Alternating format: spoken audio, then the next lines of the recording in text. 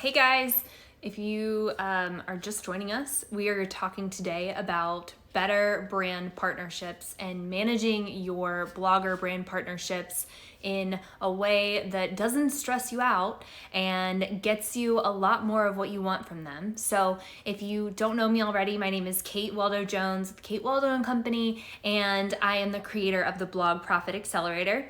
So I have a free resource for you guys if you want that. That is in the link in my profile, and I'll link it to this video as well. But yeah, so today we're going to be talking about brand partnerships and how we can make them better. If you are you may be feeling like either you want more brand partnerships or you have them and they're not going as well as you wish they were. Well, this is an opportunity for you to look at it a different way. So when you are partnering with a brand, you are the creative. You are more of the free spirit type. You are really creative. You are the one creating the content, dreaming up the ideas, making the user-generated content that these brands are gravitating towards, because it's just not the same as what their marketing team creates. Or if they were somebody in-house, it's just not the same. So there's a reason that they're coming to you. They value the content that you're creating, but there may be a little bit of a disconnect here. So that's what we're going to dive into today is what will make these brand partnerships easier for you and for the brand partners to want to work with you again and again and again. So if you think about somebody who is reaching out to you on behalf of a brand, especially when it's a larger brand and they have a big corporation, this person is in a corporate setting. They do not own their time. They do not own their paycheck. And there's pros and cons to both sides of this, but you do have those opportunities. You control your own schedule. You are the one who is creating your paycheck and making sure that happens. You have an unlimited amount of money that you can make, and you get to do it in whatever way that you want to do it. Now, this person, though, they have an HR department and they have a boss and they have team members probably.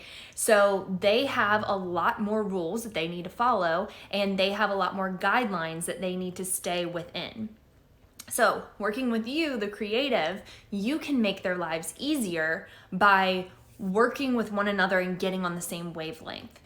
What's frustrating for a lot of brands when it comes to working with creatives, content creators, influencers, bloggers, all of you, is that they have a hard time because you don't both speak the same language. You're creative, and so you just want to do the work, when you feel inspired to do it. You want to create the content and whatever deliverables for them that feel right to you based on where your head's at. Or say you're gonna go on another trip and you think that would be more inspiring of an opportunity for you to create that content.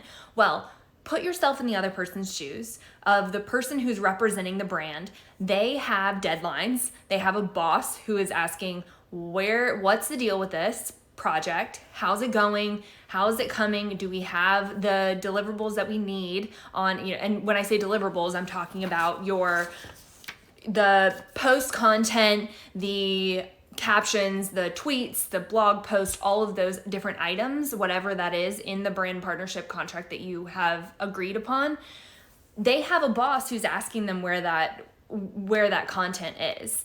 And so even if it feels like there's a rub there of you want to do it when you feel inspired and creative, but they also have to get their job done, and you're probably not the only influencer or blogger that they're working with. So they have to deliver on these in a timely manner. Plus, there's probably a larger campaign going on. If they're launching something, they need to have you be on time so that they look good to their boss. And when that happens, you're then going to end up working with them more and more, because so this is where that disconnect is that creatives think that a lot of times there's this misconception that if you're a blogger, if you're a content creator, if you're an influencer, that you are the creative person, and so organization just doesn't come naturally to you. You don't really abide by a schedule. You work when you feel like working, and maybe that's all the time, but you may not feel like you're actually getting anything done. So what helps with that is having organization, having a calendar that you know what you're supposed to be doing every day, having a to-do list that is completely color-coded and it is prioritizing all of the profit-making tasks for you. This is something, I have a free resource for you guys on this. You go to the link on this video or in my profile and you'll find it there. But when you have, there's a misconception that if you create order out of your business, if you start to make a schedule and follow a to-do list, that you all of a sudden won't become creative. No, wrong. That allows you to free up your time, to free up your mental headspace, that you're not trying to keep track of all these little items that have to get done. So instead, you're able to go and do more of the creative things more often. And then the person who is working with you on the partnership is going to be so pleased that you're speaking their language. You're being responsive to their emails. You are getting them the content on a deadline. You are being, you're paying attention to detail. You're not leaving out hashtags or some type of, depending on the campaign, some small detail that they may have requested, that say it's a color palette and you just didn't pay attention. But if you are paying attention to those things because you have organization, you have systems in place, you've got everything in order, they are going to love you and your content's going to be really strong. They're also, the next time they want to work with you, they are probably going to give you a lot more bandwidth to be creative. My dog is laying down on my ring light right now. But next time they work with you, they're gonna be so impressed that you're able to speak their language. It's gonna show them that you value what their job is. They're bringing you this opportunity to work on a brand partnership with them, and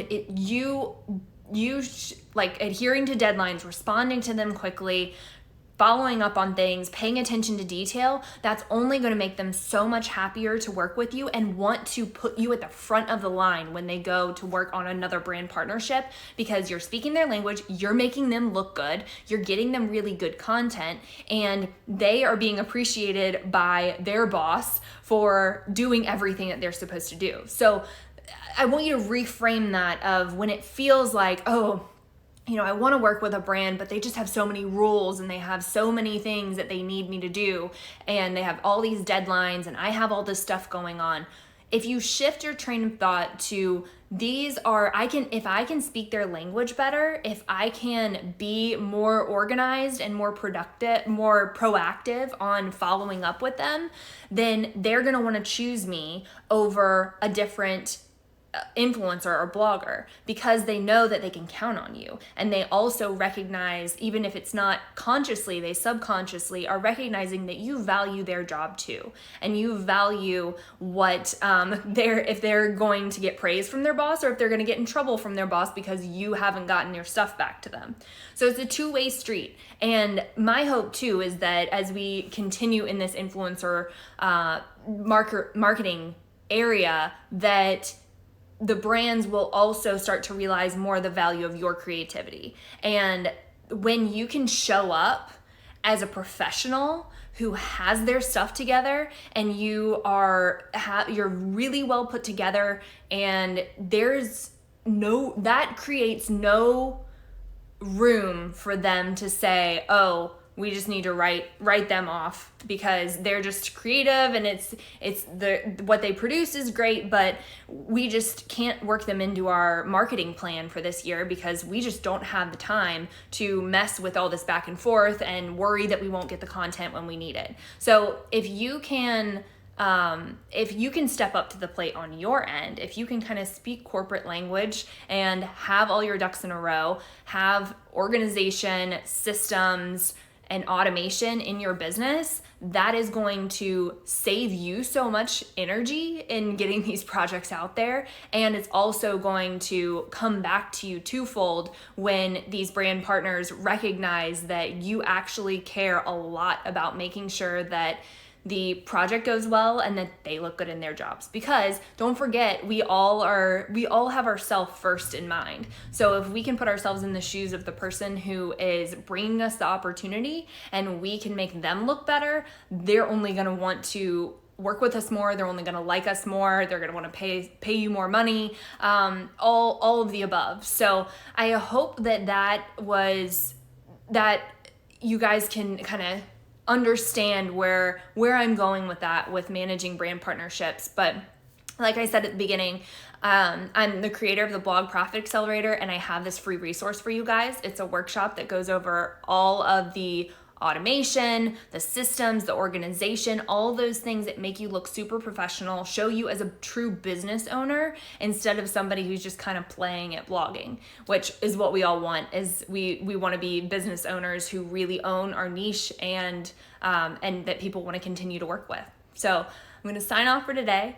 But leave me any comments, any thoughts, questions, leave those in the comments below, and I'll get back to y'all. All right.